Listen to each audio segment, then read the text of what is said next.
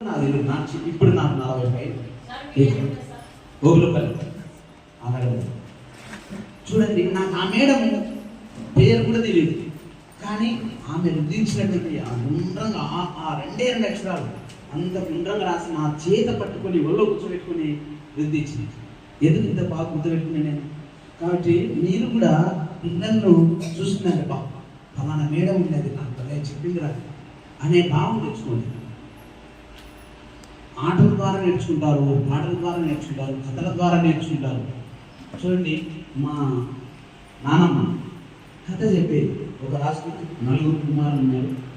4 కుమారులు అయితే అన్నప్పుడు నేను మాకే ఎందుకు చెప్పిందో నాకైతే తెలియదు ఉద్దేశం. మేము 4 అయితే ఆ కథలో నన్ను నేను ఊహించుకునేవాడు. నేనైపోతాను. మీకు కూడా అనుభవాలు ఉంటాయి. మీ తల్లిదండ్రుల దగ్గర మీరు మీ నాన్నమ్మ దగ్గర ఖచ్చితంగా నేర్చుకుంటారు. అది ఏదైనా వాళ్ళ నుంచి మీరు నేర్చుకునేది, మీ నుంచి వాళ్ళు ఒక తరం నుంచి ఇంకొక తరానికి మనం నేర్పేవాడి ఉండాలి. బా చెప్పింది అసలు నేర్పేనా బా ఆ మేడం దగ్గర ఇంకా ఉండింటి బాగుందేమో అనే భావన రావాలి. అలాగా అంటే కథల ద్వారా, పాటల ద్వారా. ఫర్ ఎగ్జాంపుల్ మీకు పెగ్ బోర్డు కానీ కొన్ని ఆట వస్తువులు మీకు ఉంటాయి. అక్షయ పాత్ర, దాంట్లో ఎప్పుడు కరిగిపోయిన పాత్ర అని కదా, దాంట్లో వస్తువులు ఖచ్చితంగా పెడతాం. అంటే వాళ్ళకి మీకు అన్నీ తెలుసు.